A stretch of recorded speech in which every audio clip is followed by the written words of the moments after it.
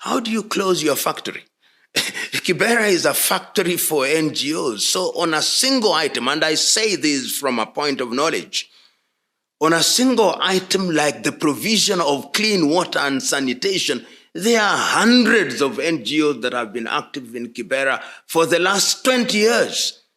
And yet when you go to Kibera, you still see water which is not potable being carried in jerrycans. Why? Because they don't want to solve the problem. They don't want to solve the problem, because if you solve the problem, then you lose a job. That is how you must see these.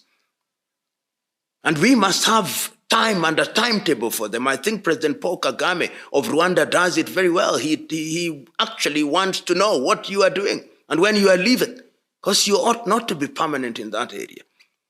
But we have been lulled into a false sense of security by these NGOs. They come and say, we are giving you water, we sink this borehole, we have this school feeding program, and they keep on feeding you, and they tell you not to feed yourself, so you forget how to seek food. You rely on donor aid, and you remain a child for life. You remain a beggar for life.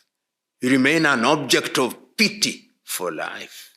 You remain a person whose esteem has been destroyed for life.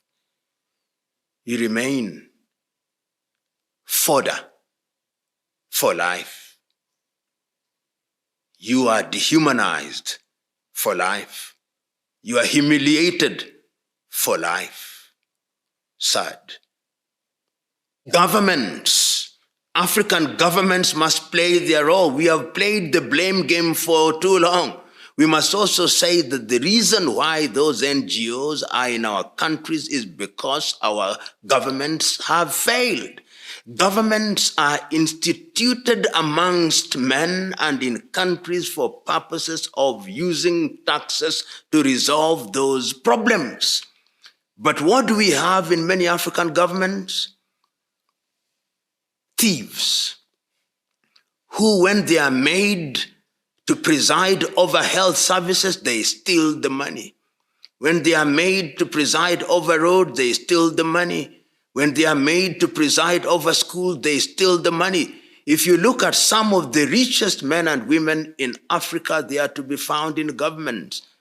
The poorly paid civil servants in Africa are paradoxically the richest.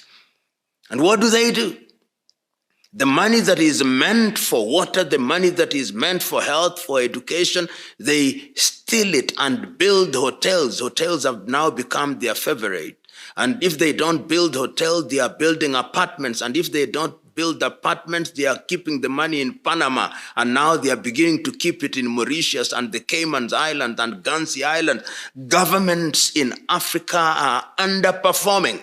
And therefore, these NGOs are filling that void. And we must, as a people, make demands of our government. Our threshold of satisfaction as a people in Africa is very low.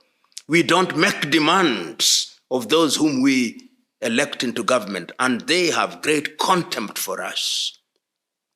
And that is the problem. If African governments were to do things properly, you would not need NGOs. And there are countries where they are doing things properly. If you go to Mauritius, things are being done properly. If you go to Seychelles, things are being done properly.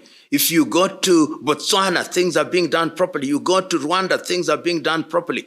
If you go to Tanzania, they are beginning to do things properly. If you go to Uganda, certain things are being done properly. When I was growing up in Nairobi, things were being done properly. Garbage was collected 3 times a day. There was hot lunch in Nairobi. There was free education, free indeed, with exercise books and textbooks being supplied. There was medicine in our dispensaries and in all other places. Then we lost the script. Then we dropped the baton and we started electing a bunch of thieves into public office. And we have never recovered because we ran kleptocracies masquerading as democracies.